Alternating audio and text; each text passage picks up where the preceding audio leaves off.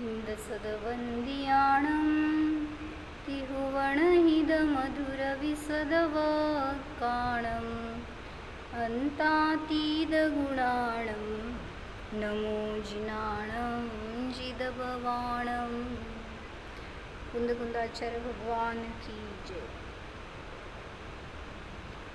पंचास्तिकाय संग्रहामध्ये गाथा नंबर 67 बघतो आपण। काय विचारलं होतं प्रश्न की जीव कर्माचं फळ कसं भोगतो। जेव्हा की कर्म जीवामध्ये काय करत नाही आणि जीव कर्मामध्ये काय करत नाही, तर जीव कर्माचं फळ कसं भोगतो असा प्रश्न होता। तर त्यासाठी काय सांगतायत, अथ अकृतकर्मणः कथं फलं भुङ्क्ते जीवः इति यः असौ पूर्वपक्षः कृतः तत्र फलभोक्तृत्वविषये नयविभागेन युक्तिं दर्शयति। नंतर अकृतकर्माचं फळ जीव कसं भोगतो, म्हणजे जीव कर्माला करणारा नाही। काय वाचलो होतो आपण की कर्मांचा करता पुद्गल द्रव्यच आहे, जीव नाही। मग जर जीव कर्मांचा करता नाही तर तो कर्माचं फळ कसं भोगतो, अशा रीतीने जो हा पूर्वपक्ष केला होता तेथे फलभोक्तृत्वाच्या विषयामध्ये नय विभागाने युक्ती दाखवतात। म्हणजे नयाच्या अपेक्षेने जीव कर्माचं फळ भोगतो, म्हणजेच जीव कर्म करतो सुद्धा सांगणार आणि फळ भोगतो सुद्धा सांगणार एका अपेक्षेने। ते कुठली अपेक्षा आहे हे ह्याच्यात सांगितलं। जीवा पोगलकायां अण्णोन्नागाड जीवा पोगलकायां अण्णोन्नावगाड गहन परिबद्धां काले विजुज्यमाना सुख दुःखं दिन्ति भुंजन्ति। काय सांगितलं, जीव आणि पुद्गल काय हे दोन्ही अन्योन्य अवगाढ रूपाने, अवगाढ ग्रहण म्हणजे अन्योन्य एकमेकांच्या प्रदेशामध्ये क्षेत्र व्याप्त करून, क्षेत्र ग्रहण करून प्रतिबद्ध झालेले आहेत। जीव और पुद्गल काय कर्म अन्योन्य अवगाह गाढ़ रूप से ग्रहण हुए परस्पर में विशिष्ट रूप से प्रतिबद्ध रहते हैं। समय आने पर वे अलग होते हुए कर्म सुख दुःख देते हैं और जीव सुख दुःख भोगते हैं।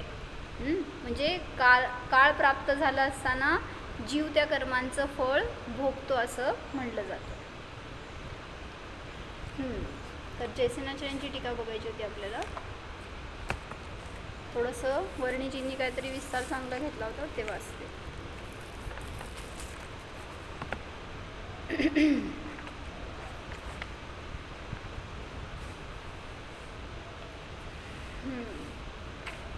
ते उदाहरण बघितलं होतं काल आपण की भिंतीला जर निळा रंग दिला तर भिंतीला निळं कोणी केलं, ॲक्च्युली रंग रंगामध्ये आहे, भिंत भिंतीमध्ये आहे। भिंत रंगाला रंग भिंतीला रंगीत करत नाही। फक्त काय सांगितलं होतं काल की ते रंग फक्त पसरवला एवढंच, त्याची पर्याय बदलली, पण त्यांनी भिंतीला रंगीत केलं असं नाही। मग त्यासाठी सांगितलं इथं त्यांनी की उदाहरण निळं रंग केलं जर भिंतीला तर त्यासाठी उदाहरण दिलं होतं, नीले ने नीले को नीला किया वह नीला दूसरा कुछ नहीं, क्या जिसको नीला किया और वह नीला दूसरा और कुछ है असं तर नाही। म्हणजे दुसरं काहीतरी आलं आणि त्यांनी निळं बनवलं असं तर नाही। मग तो रंग कोणाचा, तर रंग रंगाचाच आहे, भिंतीचा नाही। इस नीले रंग ने अपने को भी कुछ नहीं किया, यह था पहले और भांति और पर्याय रूप से अब हो गया और भांति। म्हणजे पूर्वी एक पर्यायात होतं आणि आता दुसऱ्या पर्यायात झालं, इतकंच फरक झालाय फक्त त्याच्यामध्ये। पण याच्यापेक्षा वेगळं त्यांनी स्वतःला काय केलं नाही किंवा दुसऱ्याला पण रंगीत केलं नाही। मग त्याच्यावरून त्यांनी दृष्टांत घेतलाय कि अन्य का अन्य पर मोह परिणमन का अभाव। लोग कहते हैं कि इसने अपने पुत्र पर बड़ा मोह कर रखा है, क्या इस पिता के जीव में ऐसी सामर्थ्य है कि वह इस दूसरे जीव पर मोह कर सके। तुम्ही एखाद्यावर राग करता, द्वेष करता, त्यावेळेस इथं त्यांच्यावर तुम्ही जे काही तुमचे परिणाम जोडता त्यांच्याशी, तर त्यांच्यामध्ये काय गेलं?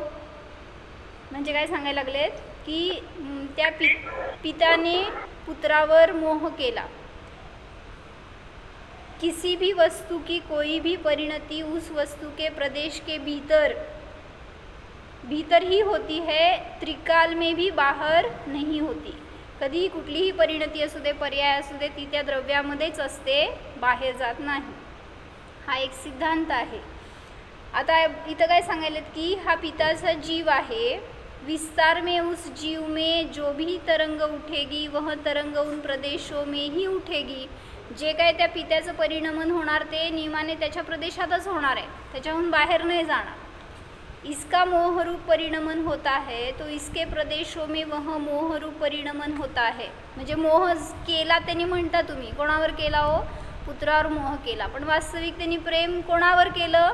किंवा काय म्हणायचं त्याची ती प्रेमरूप पर्याय, मोहरूप पर्याय कुठं आहे? त्याच्याच प्रदेशामध्ये आहे। ते द्रव्य आहे तर त्या द्रव्यामध्येच त्याची पर्याय असते, बाहेर जात नाही। इसका मोहरूप परिणमन होता है तो इसके प्रदेशों में वह मोहरूप परिणमन होता है। तब इसने अपने आप में मोहरूप परिणाम को किया और भोगा, दूसरे जीव पर मोह नहीं किया, न दूसरे जीव पर मोह भोगा। म्हणजे तुम्ही म्हणताय की त्या मुलावर प्रेम केलं, मुलावर मोह करतो, पण वास्तविक त्यांनी बाहेर काय करत नाही आहे, सगळं जे काय करतो ते स्वतःमध्येच परिणमन करतो, हे सांगितलं। किंतु कोई पूछे कि जीव तो न्यारे सभी है, इसी जीव के बारे में इसी पुत्र के संबंध में अपना मोह किया, इस प्रकार व्यवहार क्यों बना? मग असं का म्हणलं जातं की पित्याने पुत्रावर मोह केला, राग केला, प्रेम केलं, अन्य जीव पर क्यों व्यवहार नहीं बना? उसका कारण यह है कि इस पिता के जीव के मोहरूप परिणाम का आश्रयभूत यह पुत्र जीव है, इसलिए यह व्यवहार बन उठा कि इसने पुत्र पर मोह किया। असं व्यवहार केला जाईल की पित्याने पुत्रावर मोह केला, पण वास्तविक केलं कुठं, कोण काय केलं सांगा?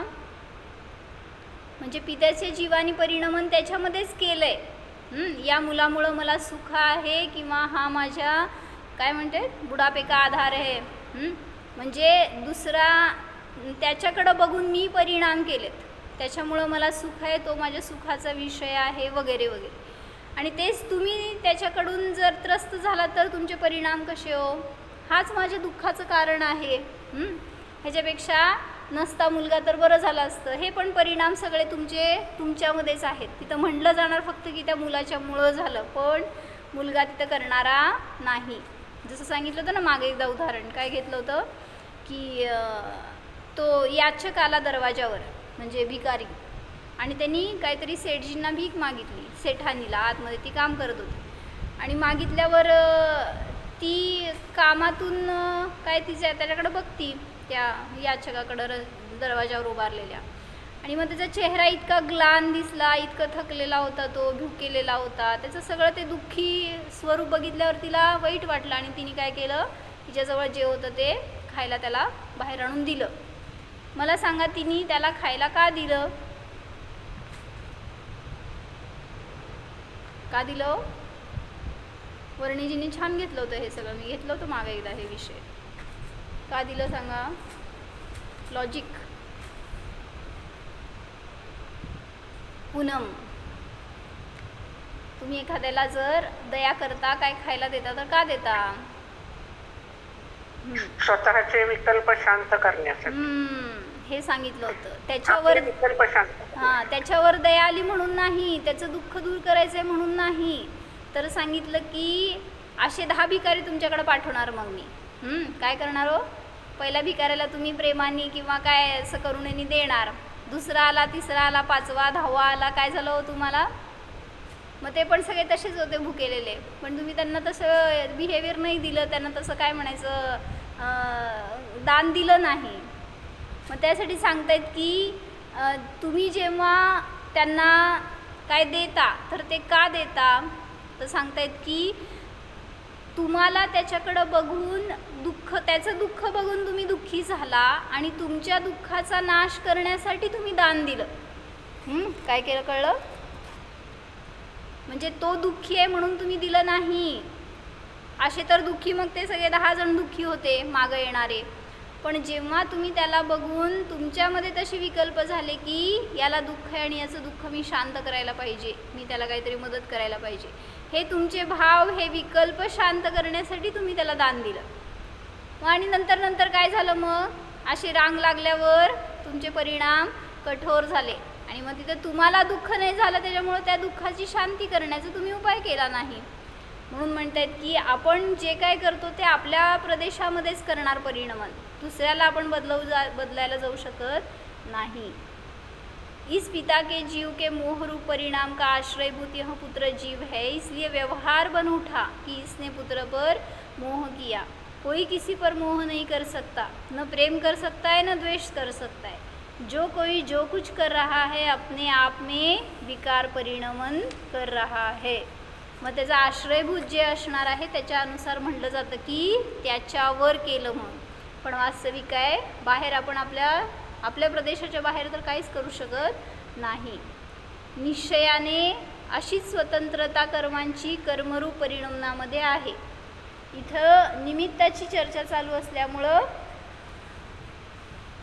व्यवहाराने म्हटलं जाणार की कर्म हे जीवाचं कर्ता आहेत किंवा कर्म जीवाला फळ देतात आणि जीव कर्म फळ भोगतो असं व्यवहाराने म्हटलं जाईल. पण निश्चयाने तर कर्मच कर्माचा कर्ता आहे. तुम्ही ताई बोला की प्रदेश म्हणजे काय सांगाव? प्रदेश म्हणजे काय नक्की सांगा. जीवाचे जे असंख्यात प्रदेश आहेत ना, प्रदेश म्हणजे त्याचं स्थान, त्याचं क्षेत्र. जीव कुठं आहे? प्रत्येक द्रव्याचं आपले आपले क्षेत्र. त्याला जरा काय म्हणतात बेसिक सांगा. इथं माझी बहीण बसली शेजारी, माझ्या समोर माझ्या शेजारी माझी बहीण बसली, ती म्हटली प्रदेश. माझ्या समोर बसा म्हणजे लई चांगलं सांगेन मी. तर ती म्हणते बरं व्हिडिओ तर ऑन ठेवा. म्हणा तिला व्हिडिओ ऑन ठेवा, दिसतंय मला. काय सांगायला लागले? व्हिडिओ ऑन ठेवायला आम्ही बसले स्वयंपाकघरात. आता मग जाऊन बसा की जरासं बाहेर. आता इथं बी येत नाही म्हणलं, तिथं तरी बसा बिचारे तुम्ही. आता एवढं पण खरं नकोय तुम्हाला सूट द्यायला. काय सांगितलं? प्रदेश म्हणजे ज्या त्या द्रव्याचं क्षेत्र आहे ते. जसं म्हटलं की तुम्हाला माहिती असलेलं उदाहरण म्हणजे तुमचं घर कुठं आहे. मग तुमच्या एका स्थानी आहे, समजा अकलूजमध्ये तुमचं घर आहे, माझं घर सोलापूरमध्ये आहे. मग ते माझं घर म्हणजे ते माझं क्षेत्र म्हणता तुम्ही. आता या शरीराचं जिथं कुठं तुमचं स्थान आहे त्यानुसार. मग तसं जीवाचं क्षेत्र, त्याचं स्थान, त्याचे प्रदेश म्हणजे काय? जेवढ्या ठिकाणात तो राहतो तेवढे त्याचे प्रदेश म्हणायचं. प्रदेश म्हणजे त्याचं घर, त्याचे कुठं व्यापार चालतो, कुठं त्याचं अस्तित्व आहे ते स्थान, त्याला म्हणायचं प्रदेश. मग जीवाचे प्रदेश कुठं आहेत? ज्या शरीरामध्ये व्याप्त आहे तेवढं शरीर प्रमाण जीवाचे प्रदेश असतात. आणि त्या प्रदेशाच्या बाहेर म्हणजे त्याच्या बाउंड्रीच्या बाहेर जीव काहीही करू शकत नाही. जीवच काय, अन्य सगळे द्रव्य, कुठलंही द्रव्य आपलं क्षेत्र सोडून बाहेर जाऊन कुठलंही कार्य करत नाही. म्हणून सांगतात की जर पुद्गल सुद्धा सांगितलं की आपलं क्षेत्र सोडून तुमच्यामध्ये येऊन काय करत नाही. बरोबर आहे? पुद्गलाचं कार्य पुद्गलामध्ये चालतं. मग तिथं मला सांगा, तुम्ही जेवण केलात, तुम्हाला पोट भरल्याचा आनंद झाला, सांगा नक्की परिणमन कुठं काय झालं आणि कोणाला काय झालं? म्हणजे ते अन्न कुठं होतं, कुठं गेलं, कोणाचं भूक भागली, कोणाला सुख झालं, त्या अन्नाचं काय परिणमन झालं, सगळं सांगायचं. बोला रोहिणी काकी. जेवलात ना का जेवायचं आहे?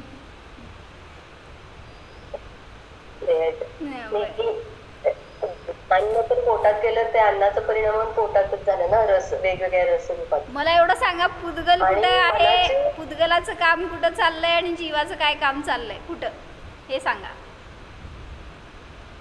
अन्न हे पुद्गल फक्त मान्यता झाली ना, की समाधान झालं. जीवाचेच परिणाम आहेत. बरोबर. आणि अन्न अन्न म्हणजे पुद्गल आहे ते त्याचं कार्य भिन्न आहे. हां, म्हणजे तुमचं पोट का भरलं हो हे मला विचारायचं आहे.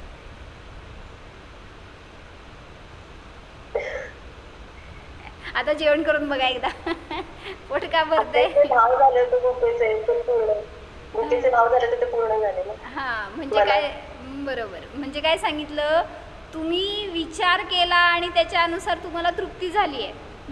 पण जे अन्न खाल्लं गेलं ते पुद्गल काही जीवामध्ये घुसून तुम्हाला शांत केलं नाही आहे. पुद्गल तर पुद्गलामध्येच आहे. ते अन्न शरीर काय म्हणायचं पुद्गलामध्येच आहे. पुद्गल रूप होतं जे ते पुद्गल रूपच आहे. त्यांनी जीवामध्ये घुसून जीवाचे परिणाम शांत नाही केले. जीव स्वतःच्या परिणामांनी शांत झालाय.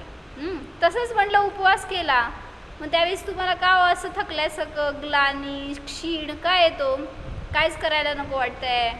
असं का, असं सगळी शक्तीने गेल्यासारखं वाटतंय असं का. तर लोक ते उपवास ह्या विचारांनी स्वतःला त्रस्त करून घेतात.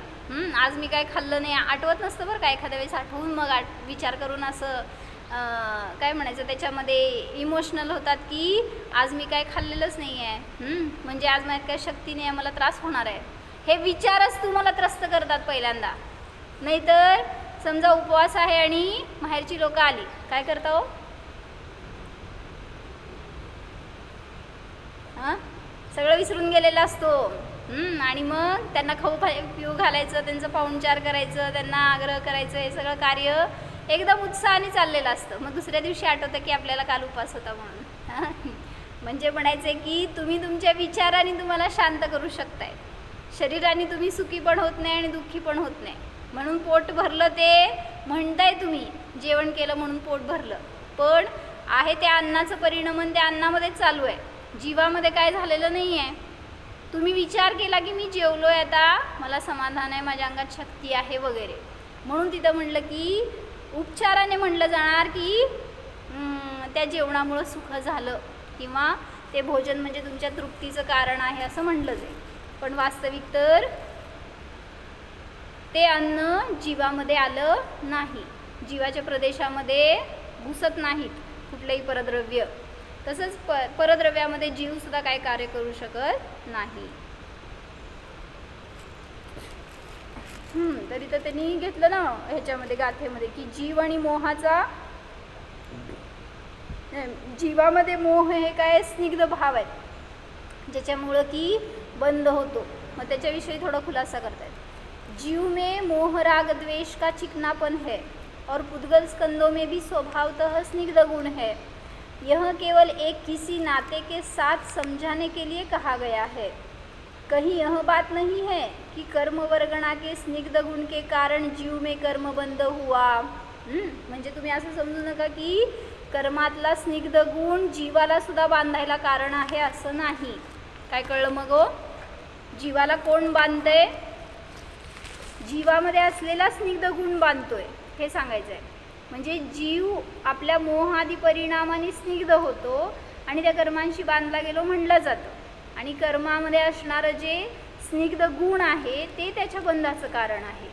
पण असं नाही आहे की त्या स्निग्ध गुणामुळं जीव बांधला गेला असं नाही. पुद्गलाच्या उनका कर्मों की स्निग्धता का निमित्त नैमित्तिक संबंध नहीं है. म्हणजे कर्मातल्या स्निग्धतेबरोबर जीवाचा संबंध नाही. वहाँ तो जीव परिणाम का और उस वर्गणा में अंत रहने वाली योग्यता का निमित्त नैमित्तिक संबंध है. म्हणजे जीवाचे परिणाम आणि तिथं त्या कर्मांचं निमित्त यामध्ये निमित्त नैमित्तिक संबंध आहे. त्या कर्मांची तशी योग्यता. लेकिन एक बात व्यवहार में प्रसिद्ध है. व्यवहार में देखे हुए पुद्गल स्कंदों के बंधन में यह चिकना रूखा गुण के कारण बंध जाता है. तो उस बंधन को अलंकार रूप में भी समझने के लिए यह कहा जाता है कि जीव में भी द्वेष का रूखापन भरा है. म्हणजे स्निग्ध आणि वृक्ष जीवामध्ये सुद्धा गुण आहेत असं म्हटलं जातं उपचाराने. तर वृक्ष गुण कुठला जीवामधला, द्वेष हा वृक्ष गुण आणि राग म्हणजे प्रेम भाव हे स्निग्ध गुण तो जीवामध्ये भरलेला आहे.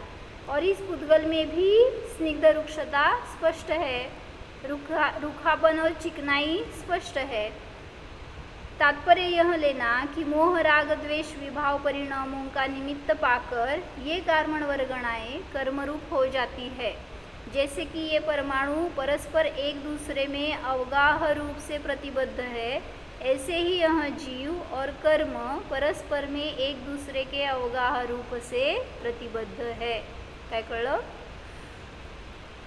ते कर्म परमाणु जीवाच्या प्रदेशामध्ये त्यांना स्थान आहे आणि कर्माच्या प्रदेशामध्ये जीवाला स्थान आहे एवढं म्हटलं जाईल व्यवहाराने, पण आहे तर प्रत्येक द्रव्य स्वतःमध्येच।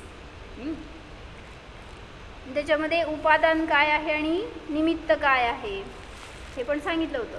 जसं त्यांनी उदाहरण दिलंय की कोणीतरी शिवी दिली तुम्हाला आणि तुम्हाला क्रोध झाला, कशाय झाला, सांगा कोणामुळे झाला हो? गाली देने वाले ने दूसरे पुरुष को यदि क्रोध उत्पन्न कर दिया तो यह उपचार कथन है कि इस गाली देने वाले ने इस जीव को क्रोध उत्पन्न कर दिया। वस्तुतः ऐसी बात नहीं है। उस क्रोधी ने अपनी क्रोध पर्याय में अपने को ही क्रोधी बनाया। ऐसे ही म्हणजे म्हणायचे ना, मी शिवी दिली कोणाला तर आणि समोरचा जीव क्रोधी झाला, सांगा का क्रोधी झाला हो? किंवा कोणीतरी मला शिवी दिली म्हणून मी क्रोधी झालो, का झालो? माझेच भाव बिघडले ना, म्हणजे मी परिणाम केले क्रोधाचे म्हणून मी क्रोध। हां, त्याच्यामुळे झाला असं नाहीये, मी क्रोध रूप झालो म्हणून मला तशा प्रकारचे भाव झाले। उस क्रोधी ने अपनी क्रोध पर्याय में अपने को ही क्रोधी बनाया। कर्म पर आरोप आता है निमित्त का कि जीव में जो सुख दुख आदि फल भोगा है उसमें ऐसा उपचार किया जाता है कि कर्म ने जीव को फल दिया। निमित्त नैमित्तिक संबंध को कोई खंडित कर नहीं सकता और फिर भी प्रत्येक उपादान अपने आप के स्वरूप में अपनी योग्यता से परिणमते हैं, इसका भी कोई खंडन नहीं कर सकता। म्हणून सांगतायत की जीवाने काय केलं ते सगळं जीवामध्ये केलं आणि व्यवहाराने जीवाने कर्माला केलं आणि निश्चयाने कर्माने कर्माला केलं आणि व्यवहाराने कर्माने जीवाला फळ दिलं। हे सर्व गोष्टी जिथं कुठं सॅदवाद अपेक्षेने अनेकांताच्या अपेक्षेने नय पद्धतीने समजून घेणार तर योग्य लागणार आहे, पण जर इकडचं तिकडं मिसळायला गेला तर गफलत होणार। काय कळलं सांगा निखिलताई? राणीताई बोला।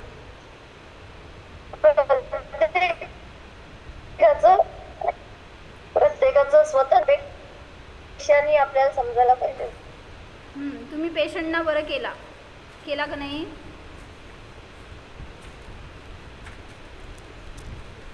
नाही का? दुकान बंद करा ना तुमचं।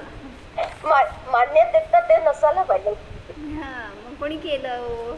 तेच म्हटलं, मान्यतेत नसायला पाहिजे, बाकी जे आहे व्यवहारात ते चालूच राहणार ना।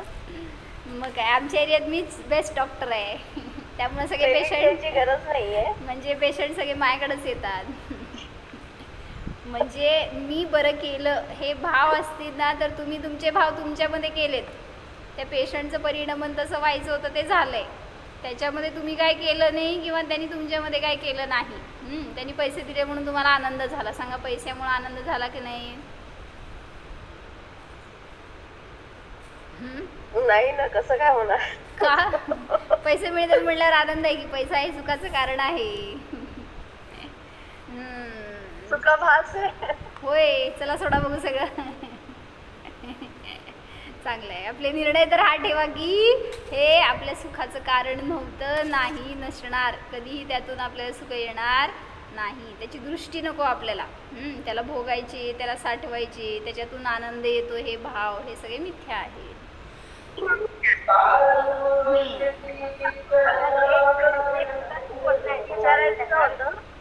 बोला।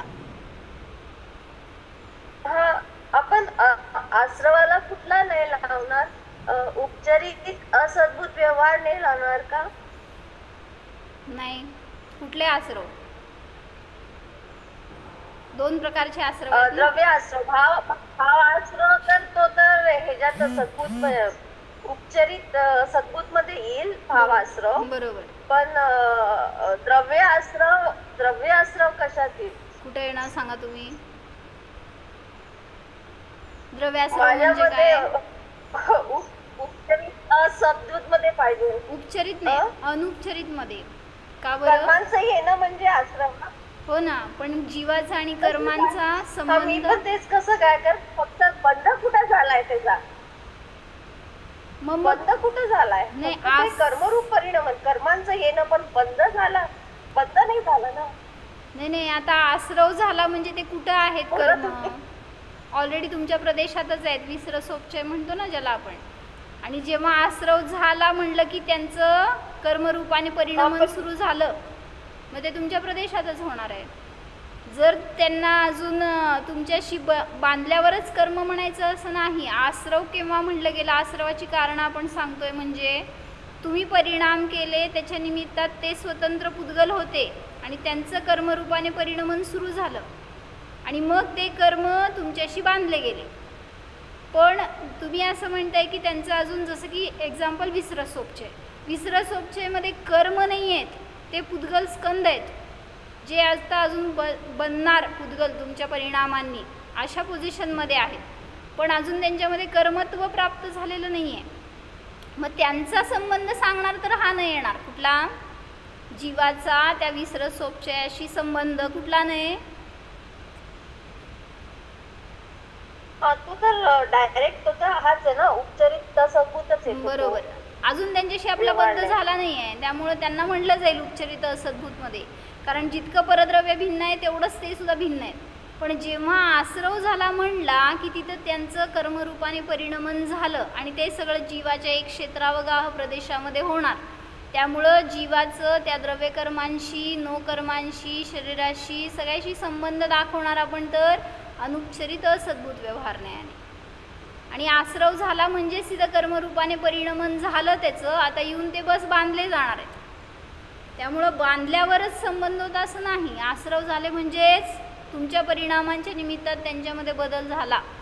ते स्वतंत्र काय म्हणायचं, कॉमन पुद्गल स्कंद होते, पुद्गलाचं पिंड होते, पण त्यांच्यामध्ये बदल झाला आणि ते कर्मरूप झाले. त्याच्यामुळं तुम्हाला ते नंतर बांधले जाणार. समजलं? चांगला प्रश्न होता. काही प्रश्न होता, कळलं का सगळ्यांना? अच्छा, म्हणजे आपल्याच प्रदेशात ते कर्मरूप परिणामन झालं म्हणून आपण त्याला अनुपचरित असद्भुत व्यवहारने हात घेणार. बरोबर. आश्रव आणि बंध हे सगळं तुमच्या निमित्ताच झालं ना, मग तुम्हालाच झालं म्हणून ते तुमचे म्हणले गेले. आणि म्हणून मग त्यांचा जीवाशी संबंध कुठला तर अनुपचरित असद्भुत व्यवहार नाही.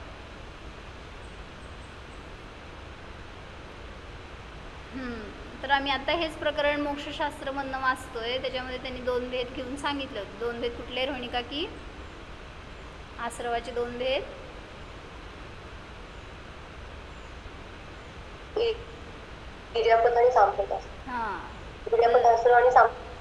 तर काय वाचलं होतं आज आम्ही? की जे सांप्रदायिक आश्रव आहेत त्याच्यामध्ये कोण कोण निमित्त असतं, कोणाच्या निमित्तामध्ये आश्रव होतात.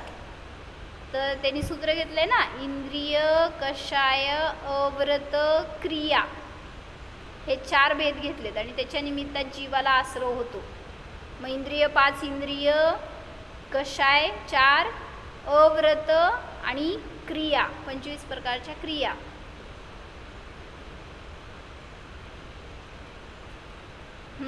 तर हे सांगितलं की कर्माच्या आश्रवाचं कारण आहे. मग त्या 25 क्रियांचं आम्ही वर्णन वाचलं मोक्षशास्त्रमधून. चांगलं घेतलंय. काय चिंतन केलं का रोहिणिका की त्याच्यावर? म्हणजे असं ते वाचल्यावर आपल्याला आत्ता समजलंय ना, त्याचं ज्ञान झालंय काय आहेत त्या क्रिया. म्हणजे तुम्ही शुभ भाव करा तरी आश्रव चालू आहेत, अशुभ भाव करा तरी आश्रव चालू आहेत, स्वाध्याय करा तरी चालू आहेत, चिंतन जल्प करा तरी आश्रव चालू आहेत. फक्त आणि फक्त सांगितलं जेव्हा शुद्धोपयोग करतोय ना त्यावेळेस त्या आश्रवाला थोडासा खंड पडतो, अन्यथा निरंतर आश्रव चालू आहे. म्हणून म्हटलं की परिणाम करताना आपली सावधानता नसते आणि मग त्यामुळं कुठल्या कर्मांचा कशा रीतीने बंद होतो, कसे ते उदय देणार, ह्याचं सगळं आपल्याला गणित लागत नाही. म्हणून म्हणायचं आहे की जेव्हा हे पण सांगितलं त्या क्रियांमध्ये 25 क्रियामध्ये की जर तुम्ही आरंभादी क्रिया करताय, काय झाडून काढणं, स्वयंपाक करणं, अग्नी पेटवणं, हे सगळं आरंभ क्रिया आहेत. मग ती क्रिया शुभ का अशुभ? दीपाली भाभी कुठे गेला आज? अशुभ क्रिया आहे त्या. हां, तर तिथं सांगितलं त्या क्रिया शुभ सुद्धा म्हणल्या जाणार. का हो?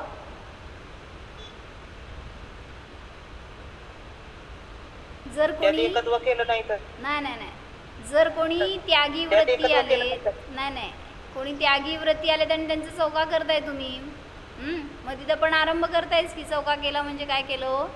आरंभ केला. पण भाव काय आहे? त्यागींना आहारदान द्यायचंय. मग या परिणामांनी जे काही क्रिया करणार त्या शुभ म्हणल्या जातात. त्यामुळं एकच क्रिया आहे, पण म्हटलं ना निर्मोहीसाठी जर स्वयंपाक बनवणार तर ते तुम्हाला काय म्हणायचं, उत्कृष्ट शुभोपयोगाकडे नेणार. आणि तेच घरातल्या मोहीसाठी स्वयंपाक बनवणार तर किती शुद्धोपयोग, किती शुभोपयोग. म्हणून सांगतात की इथे या जरासं त्यागीला आहारदान द्या दिवस रात्र, तर आपण आपलं पोट आणि पेटी आणि घरातल्या सगळ्यांचं सगळं भरतोय. पण आपल्याकडून एकदा जर आहारदान झालं तर त्याच्या निमित्तामध्ये आपल्याला असं 700 पुण्याचा बंध होतो. एक पवित्र परिणामांच्या निमित्तात आपण ते आहार बनवला, दिला, तर ह्याच्या निमित्तात सुद्धा तुम्हाला एक वेगळी शांती, वेगळा आनंद भोगायला मिळतो. तो सुद्धा आनंद कधीतरी भोगावा.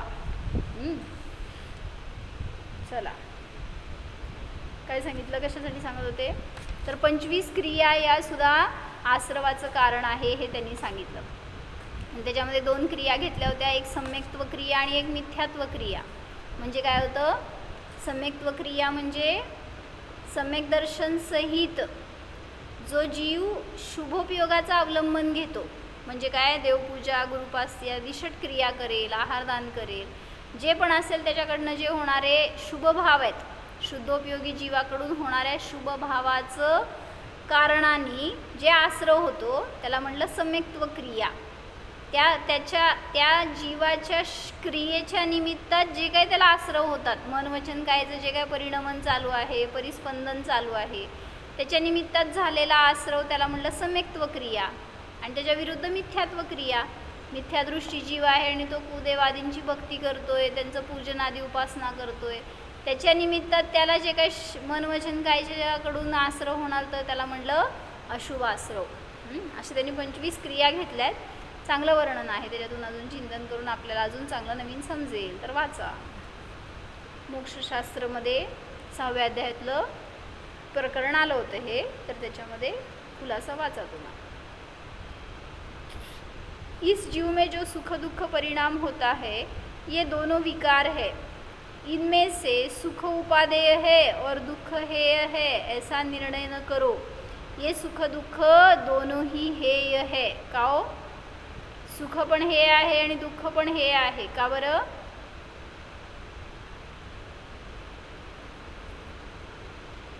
कारण पुण्य आणि पाप हे दोन्ही सुद्धा कर्म आहेत.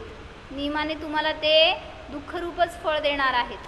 आत्ता दिसेल तुम्हाला थोडंसं 4 दिवस की त्याच्यातून सुख आहे, ते म्हणजे आनंदाचं कारण आहे, असं तुम्हाला दिसेल सगळं, पण तरीसुद्धा ते सुख देणारं नाही. नियमाने ते जर म्हणून म्हटलं ना काय, जो लोह बेडी बांधती त्यों स्वर्ण की भी बांधती, इसलिए शुभ अशुभ दोनों कर्म बेडी बांधती. असं घेतली ना गाथा समयसालची 145वी गाथा. त्यात सांगितलं की सुवर्णसुद्धा बेडी रूपाने असेल तरी ते बांधायचंच कार्य करतं आणि लोखंड असेल तरीसुद्धा ते बांधायचंच कार्य करतं. म्हणून त्याच्यातून आपल्याला सुख किंवा दुःख नाही. तर काल संध्याकाळी आम्ही एक ह्याच्यावरून दृष्टांत सांगितला होता, वाचला होता एका पुस्तकातून. काय सांगितलं होतं की एक मनुष्य असतो आणि तो धनाढ्य श्रीमंत सेठजी एक साहुकार असतो आणि त्याच्याजवळ इतकं अमाप धन आहे, धर्माचं फळ म्हणा धनप्राप्ती असते, आणि त्याच्याजवळ एक सोन्याची थूकदाणी होती. काय म्हणायचो ते असतं ना, काय पान वगैरे खाल्लेलं असं थुकायचं थूकदाणी असती ना, तर ती सोन्याची होती त्याच्याजवळ. आणि ते जवळ घेऊन बसला होता तो, आणि त्या बाजूला एक जण कोणीतरी दुसरे धनिक सेठजी येऊन बसले होते. त्यांच्याशी बोलत असताना करत असताना तो काय करणार, सारखं ते थूकदानीमध्ये थुकणार. आणि त्यांचं लक्ष कुठं गेलं, ते आलेल्या सेठजींचं, की यांच्याकडं सोन्याची थूकदानी कसं काय. मग ते एकदा त्यांनी स्प्लिट केलं, दुसऱ्यांदा, चौथ्यांदा. असं बघितल्यावर त्यांना राग आला त्या सेठजींना. त्यांनी काय केलं, त्या पात्राला लाथ मारली आणि म्हणले, तुम्हाला कळतंय का नाही म्हणले, ज्या लक्ष्मीला, ज्या सोन्याला मिळवायचं म्हणून मी दिवस रात्र राबतोय, आयुष्यभर मी इतकं कष्ट करतोय, आणि तुम्ही त्याच्यामध्ये थुकताय. इतकी काय तुम्हाला काय म्हणायचं, त्याची किंमत आहे की नाही, असं त्याला म्हणायचं होतं त्या सेठजींना.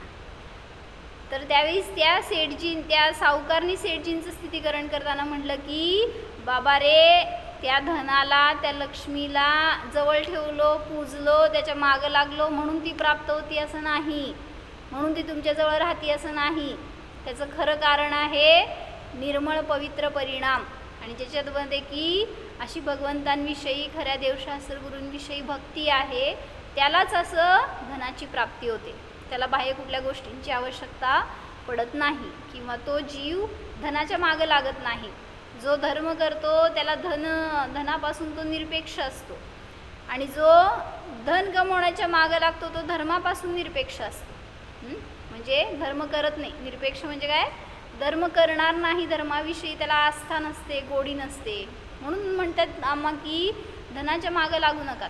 मिळायचं तर ते पुण्यानी भरपूर मिळणार, नाही मिळायचं असेल तर तुम्ही धर्म सोडून ते कमवायला जाणं कितपत योग्य आहे हो. म्हणून निर्णय आपल्याला करायचा आहे. संसार के सुख आकुलता बिना नहीं भोगे जाते हैं.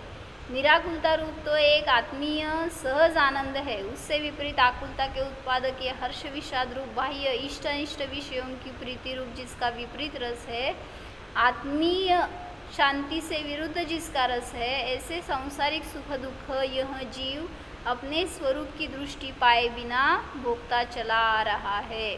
म्हणजे मी स्वरूपाकडे पाहत नाही, त्यामुळं कर्मांचं फळ भोगतो असं म्हणलं जातं. नाहीतर कर्मात काय शक्ती आहे हो तुम्हाला फळ देण्याची.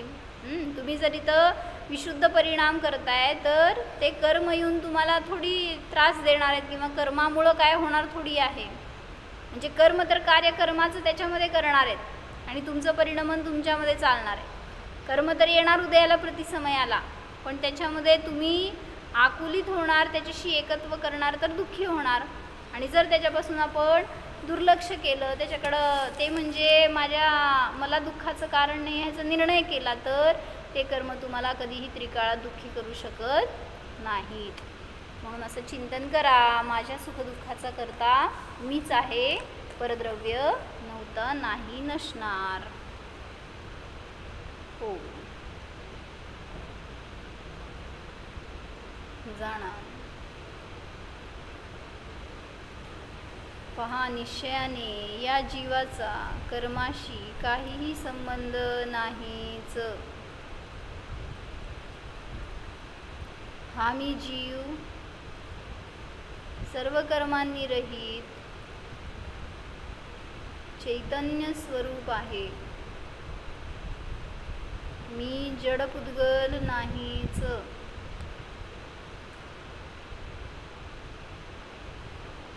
निष्कर्म स्वरूपोऽहं, निराश्रव स्वरूपोऽहं, जीवोऽहं. ओम. निसर्ग.